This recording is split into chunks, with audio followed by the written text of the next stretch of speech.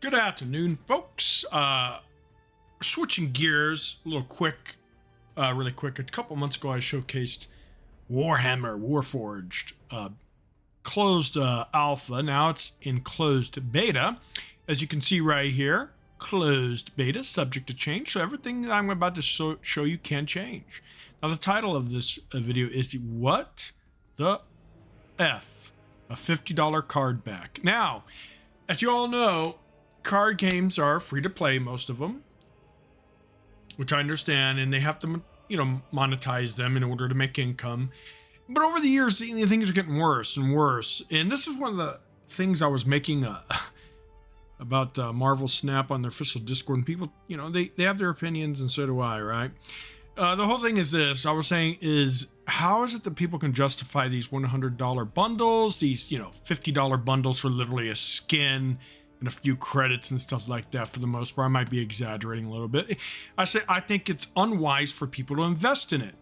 They waste their money. Now, people defended it saying, well, it's their money to waste, which I can understand. I'm not here to tell you how you should spend your money or what, but that's not the point I was trying to make. The problem with like chat is you can't really get a good feel of it, and people.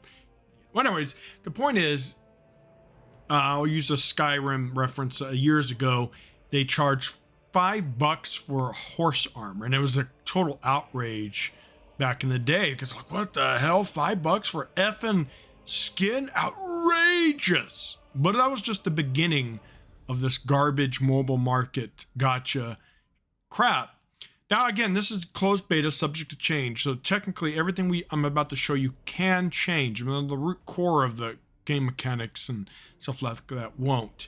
But anyways, the whole point, and like Regis has made a video on this too, he says he doesn't like how the norm of cost of this monetization is getting increasingly more greedy, more predatorial, etc. The bar keeps going up and people keep supporting it, and that's my issue with it. Money's not a concern for me. I am very fortunate that I make a good income, good living, and all that. So it totally has nothing to do with it. Like, oh, here, go get, a lot of people say that, go get a job, go make more money. But that's not the point. The point is, it starts with $5 skins, then it's a $10 skin, then it's a $20 skin, and then now $50 for a card back. But before we get in that, let's look at some of the changes that they did that I actually like from the closed alpha to the open closed beta. And early access starts very quick. I think it's next week, or this week actually. So there will be a progress reset. So everything, all the cards I got and all that will be gone. I lose all my crunches. See, alpha, they gave you a shit ton of gold. So that's why I have a lot, but it's all garbage now. So you got a few new currencies. You got new shop. This basically stays the same practice. The tutorial draft, you do have to do premium. For premium rewards, you have to use premium currency. I can understand that. Hearthstone does that. A lot of games do. I'm not griping. You have multiplayer. You can do your decks. You have awesome leaderboards. So you can see who's top alpha here, and etc. etc. That's all cool. Pretty much what was in before. Collection's pretty much the same. I have 2 decks. This I got from the progression system, which I really like that they added. Your cards. They've also changed some stuff where you could upgrade your cards. Now, upgrading I like, or it doesn't really, it's interesting because there's a couple things I like about the progression system and some I don't. So let's say Chaos. I like Chaos right now, right? But who knows if I'm going to like Chaos later. So I upgrade here. All this is, doesn't mean anything. It's going to be reset, right? And I'll show you what it does later. So as obviously you have to play more, get more stuff in order to upgrade further, but it depends on the rarity of the card. Obviously, equivalent to legendary, epic, etc. will cost more to upgrade. And watch, we're doing this for, hopefully we get enough experience to show you. It hasn't done it yet, so let's see. You'll see the reason why I'm doing all this. I've already upgraded a few times, so it might be too late. But anyways, so let's go into rewards before we go to the shop. So I get a nice reward, just like everything. You get a little bit of the currency here.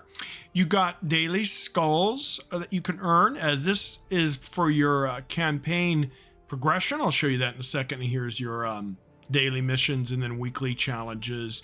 Pretty standard fare, nothing extraordinary, right? Campaigns, what I really love. So it's kind of like a battle pass tier, which it is because you have premium. You could get, well, I don't know what premium does. So let's see, buy premium to receive 200 campaign points. Okay, good.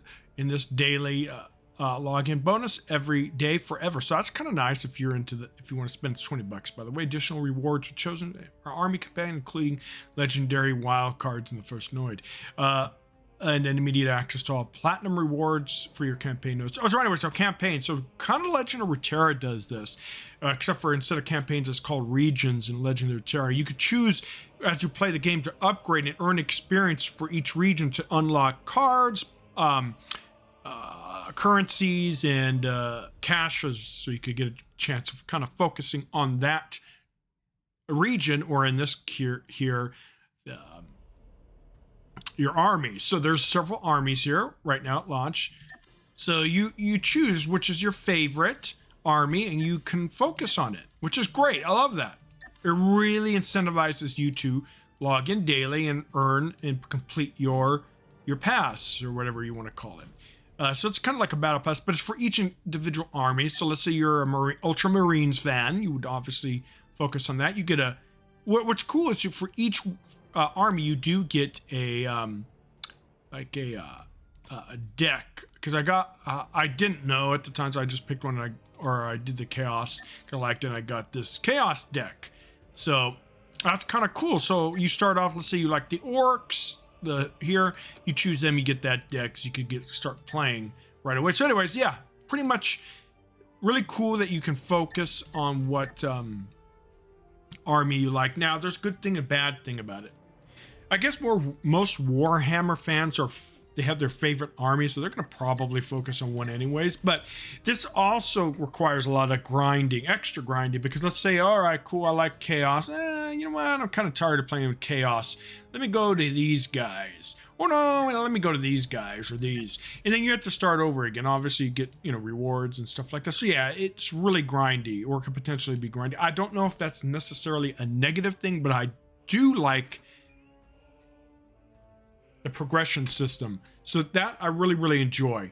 I think it'll be really good for the game and people who enjoy that kind of system. So yeah, I'm looking forward to that. Not that I don't know if I'm going to really support this game per se. Maybe I'll just be free to play it once in a while. It's kind of cool. That's some interesting mechanics. And then Forge here, when you do earn experience for your army, as you can see here, you get rewards. So that's kind of cool too. Like you get an Ultramarine, wild card, a title, booster packs, etc. for each individual army. So that's very, very cool. Again, a lot of grinding, but hey, it looks like this game will actually reward you for your time. I don't know if that's a good thing, like I said, because it does actually make you want to grind. But then also at Ultramanium, it could be like, oh shoot, well I focus on chaos, but I want these others to be leveled up. Oh yeah, well let me just give a ton of money to catch up or something like that. Anyways, I don't know if that's how it's going to work, but let's look at the shop. All right, so here we go. You have these prices haven't changed since the closed beta or alpha, so this is the same. You got each one you want to focus on for each army, and then you have all armies. So we'll open up a pack. Like I said, this is all being reset later this week. So all armies, it comes in here. This, and that cool. So anyways, so let's say I want to do, oh here, we're going to focus on these guys. So it's kind of cool, guys, because again, this game kind of tailors towards your preference. Like, oh, I only want to do the Black Legion, right? I don't want any other card, so you could focus on that to build decks. I really like that. That's great. Boosters, okay, cool. Here's gold, and this is where the problem starts coming in. Okay, so pretty standard pricing for gold, right? And nothing outrageous. No, this is 5250 gold for $49.99. Remember that price. And then you could use gold for the crystals and black stones that help you upgrade cards and progress stuff in the game. Now, cards. So you could come here. It refreshes every 12 hours, I believe, right? Available 404. So again, these currencies that you have to save up for. So this is kind of cool. I like this. So let's say you want this card. Oh, here we go. Right? So you could do you could do this and, use this currency, which I don't have much, but if you build it up, you could go in here and upgrade your cards, stuff like that. So that's kind of cool, I guess, especially if, I don't know the use of this, but it's kind of cool, I guess. So let's say you go here and we're going to use it because, again, this is all going to get reboot. Oh, it doesn't seem to be. Well, it is a beta. Oh, shoot. Oh, there it goes. So anyways, a reward claim. There we go. But anyways, I would normally probably wouldn't do that foolishly. Again, this is all getting reset, so it doesn't matter. And this is the big issue here. So let's look at this. For a title, 500 gold. For an avatar, 1,500. For a freaking another avatar, 3,000. I don't know why they're more expensive. Maybe they're, I don't know. I don't know. This is a freaking joke. Yeah, the card back looks great. I'm not going to discredit the artist. No disrespect for it. 5,000 gold, aka $50. $50 for a card back. You get nothing else. Nothing. And you can assign it to your deck, right? So that's awesome. Again, the avatars are way overpriced. So this is a problem, and I wonder if this game is going to be a success, because I mean, like I keep telling you about monetization. I understand that they give you the game for free. I understand that. You could spend the money the way you want. I understand that too. But who can justify $50 for a card back? Again, what they were saying on Discord is how, like, if they enjoy it and they're not hurting for money, it's cool. It's their prerogative, whatever. I understand that, but that's not the problem I'm talking about. Is this